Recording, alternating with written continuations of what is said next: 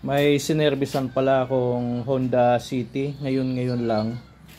Tapos nang pinuntahan ko, ang issue niya ay no crank, no start. Tapos after kong ma-diagnose, yung starter yung may problema. Dito naman sa akin, itetest ko muna yung starter bago ko buksan kung talagang hindi siya gumagana. So ang issue nito, umusok daw to, sabi ni sir. So try nga natin. So wala talaga.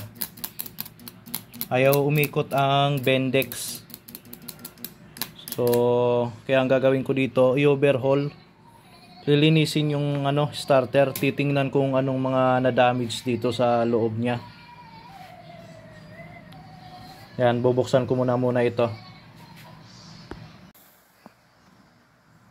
Ayan guys, kaya pala ayaw nang umikot ng starter motor natin kasi ubos na yung pinaka carbon brush niya.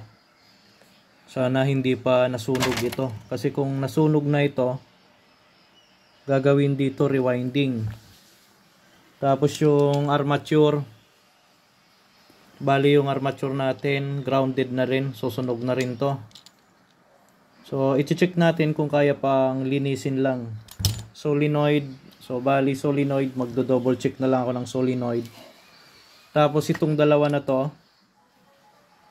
gagawin ko dito, i-check ko sa growler kung mayroong grounded.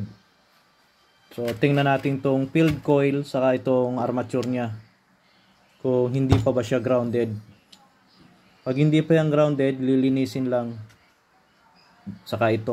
So check natin sa sa growler kung okay pa ba yan.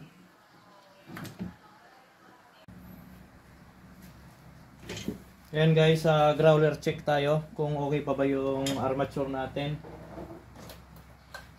So try natin kung goods pa to.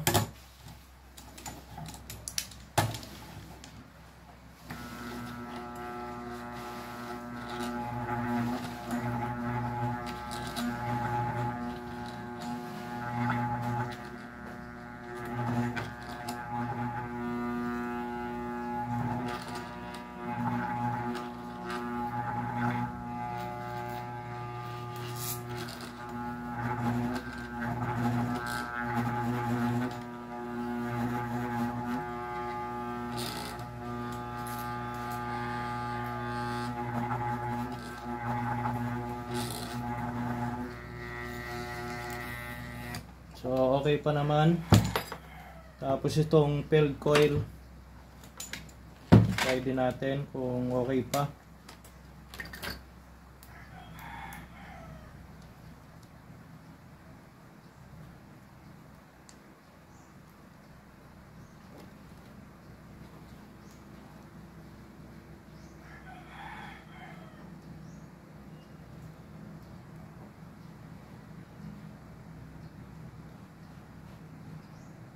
So goods din siya, hindi pa rin grounded. So wala pa siyang grounded to body niya. So itong na to, kaya umilaw ng asul yan, gawa na ito yung ground, ito yung pinaka positive niya. Wala naman siyang body ground. So wala pa siyang short to ground, okay pa to. So linis lang. Itong dalawa na to lilinisin, bali lahat pala lilinisin yan. So after nito malinis, ikakabit ko uli, assemble, tapos testing uli dito sa natin, sa jump starter natin.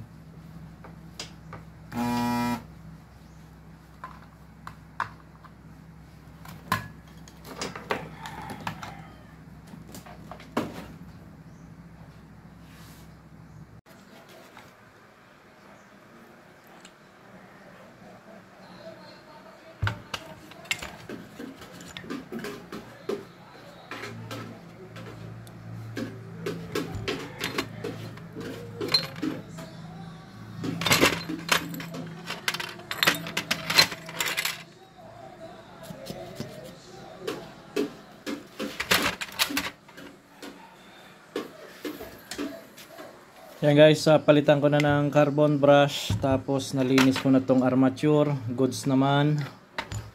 Tapos yung ibang parts, Ayan, mag-assemble na lang ako tapos testing uli natin kung iikot na yung starter.